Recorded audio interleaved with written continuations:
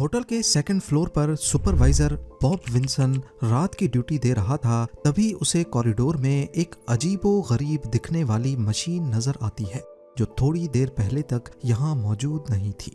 Hotel का ये floor जो एम्प्लॉइज के लिए डेडिकेटेड था, रात के इस वक्त यहाँ पर इस अजीब मशीन को देखकर सुपरवाइजर को कुछ गड़बड़ महसूस होने लगी। ये एक मेटालिक बॉक्स था जिसके ऊपर एक दूसरा छोटा बॉक्स कनेक्टेड था और इसके सामने वाला हिस्सा अजीब कंट्रोल पैनल की तरह दिख रहा था।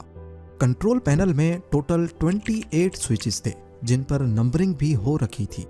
तमाम स्विचेस नीचे की तरफ थे सिवाय स्विच नंबर 23 के।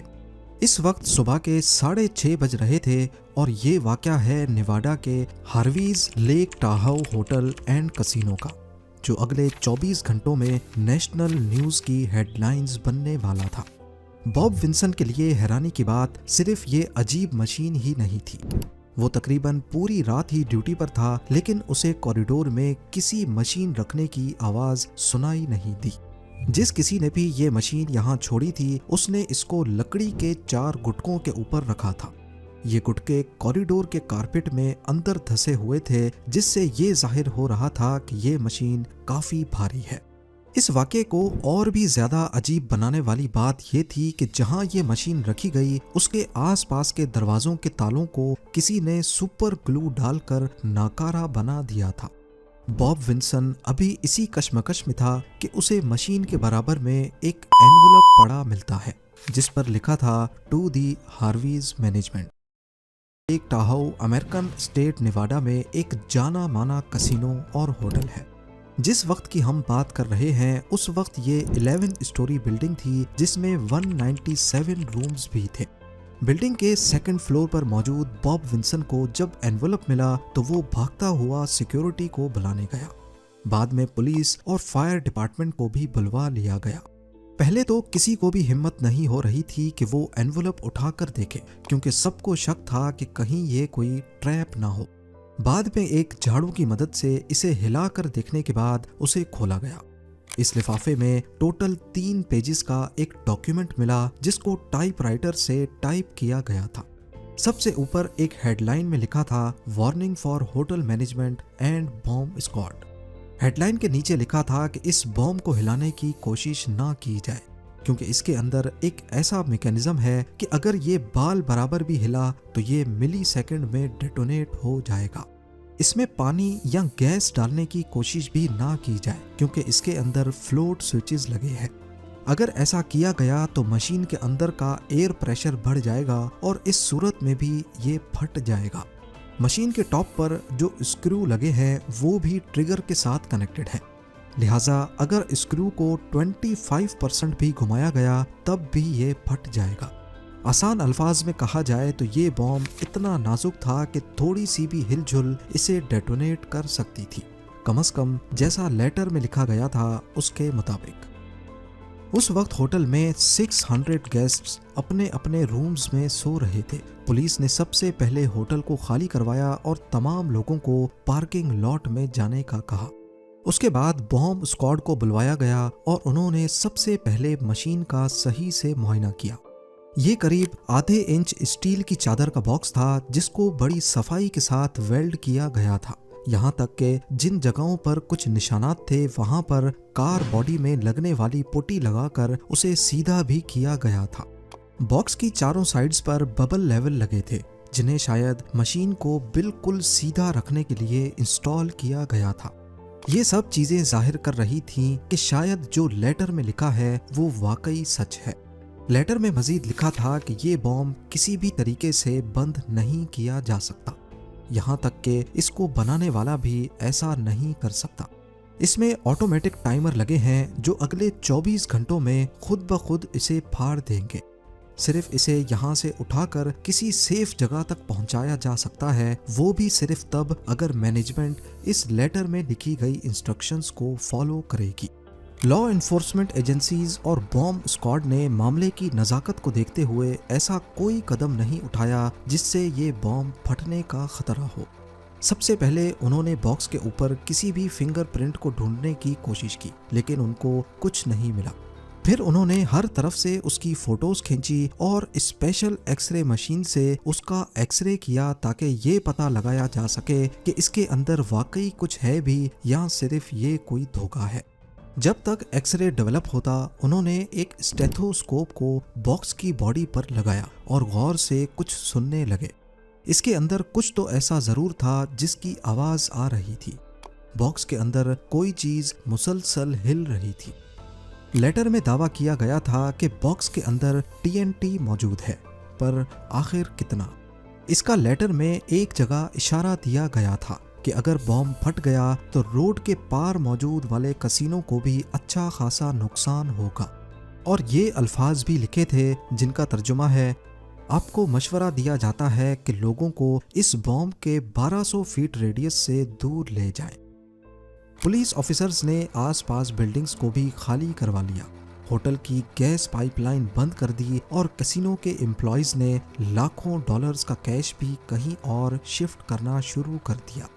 FBI के एजेंट्स भी मौके पर पहुंच गए और उन्होंने पास की बिल्डिंग में इस ऑपरेशन का कमांड एंड कंट्रोल सेंटर बना दिया। पुलिस और लॉ एनफोर्समेंट एजेंसीज के चेहरे चीख चीख कर बता रहे थे कि मामला जितना दिख रहा है उससे भी ज्यादा सीरियस है। पर आखिर जिसने भी ये बॉम्ब यहाँ रखा था उसकी डिमांड्स क्या थी? लेटर में लिखा था कि उन्हें $3 मिलियन कैश चाहिए, पर शर्त यह है कि ये $100 के इस्तेमाल शुदा नोट हों, उन पर किसी किस्म की मार्किंग ना हो और ना ही नोट्स पर किसी किस्म का केमिकल चढ़ा हो। और साथ ये भी लिखा था कि चालाकी करने की सूरत में बॉम्ब को डिफ्यूज करने का तरीका नहीं बताया जाएगा और अगर 24 घंटे के अंदर अंदर डिमांड पूरी नहीं की गई तो ऑटोमेटिक टाइमर्स खुद ही बॉम्ब को डेटोनेट कर देगा।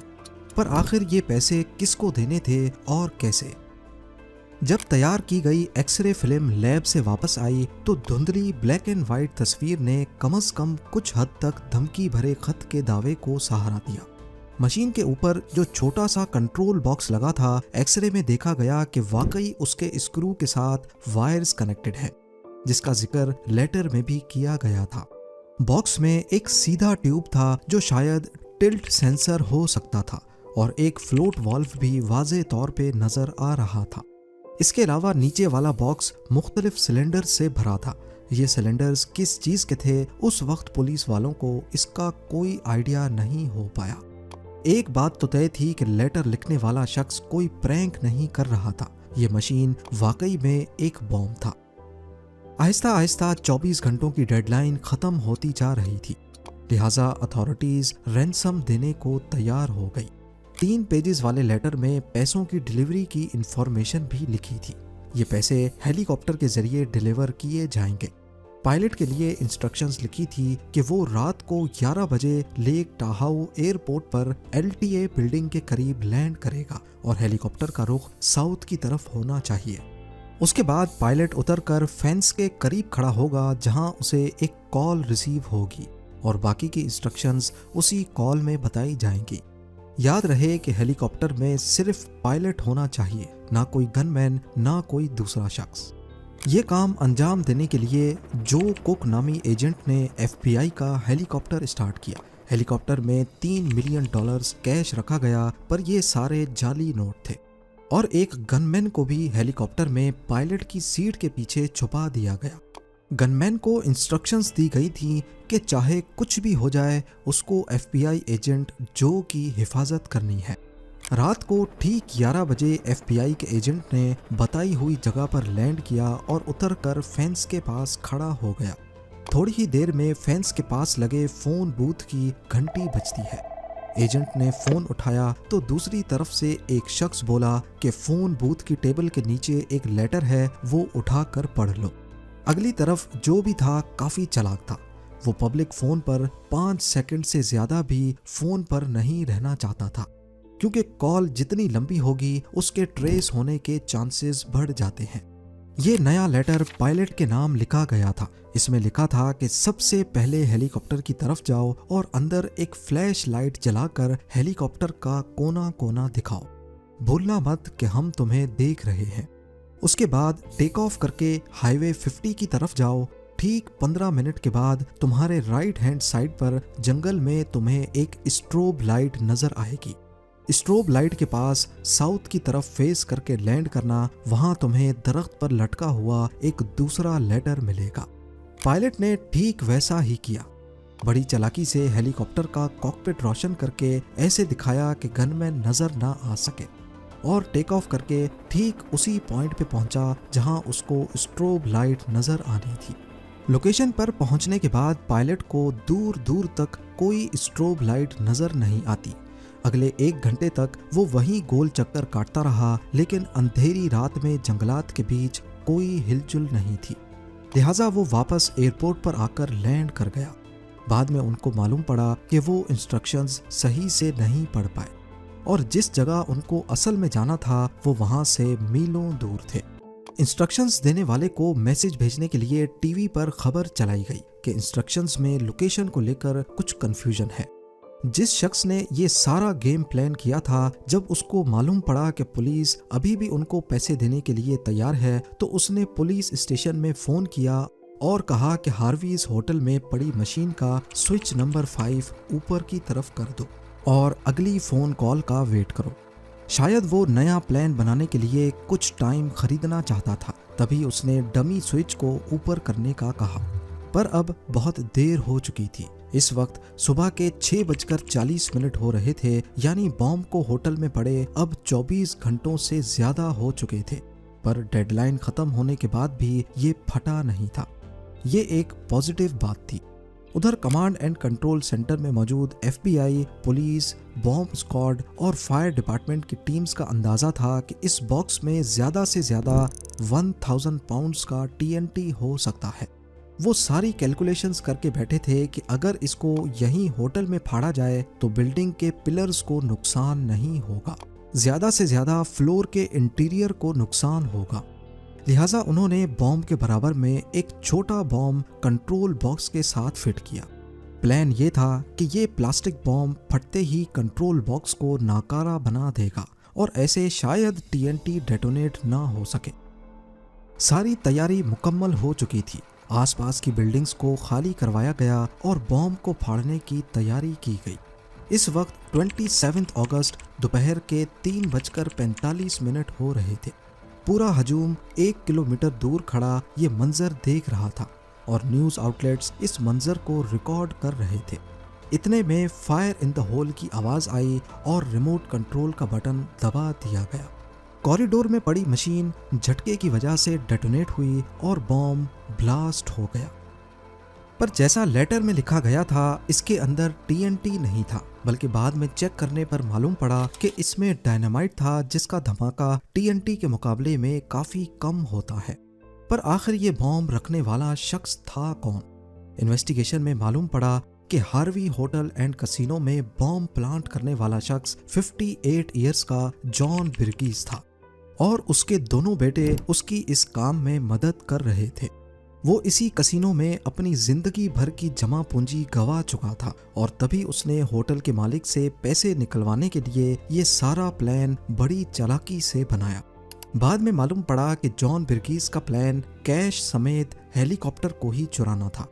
अगर पायलट उस लोकेशन पर पहुंच जाता और वो नया एनवेलप ढूंढने जंगल में उतरता, तो पीछे से जॉन बिर्गीस के बेटे वो हेलीकॉप्टर लेकर फरार हो जाते, एक ऐसी लोकेशन पर जहां उन्होंने अपनी गाड़ी पहले से पार्क रखी थी।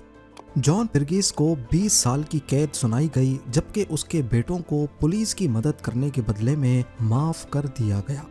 1996 में जॉन बिर्गीस की लिवर कैंसर में मौत हो गई। इस वाक़े के बाद होटल के मालिक ने हार्वीज होटल को रेनोवेट करवाया और एक नए डिजाइन और ज्यादा रूम्स के साथ दोबारा लॉन्च किया।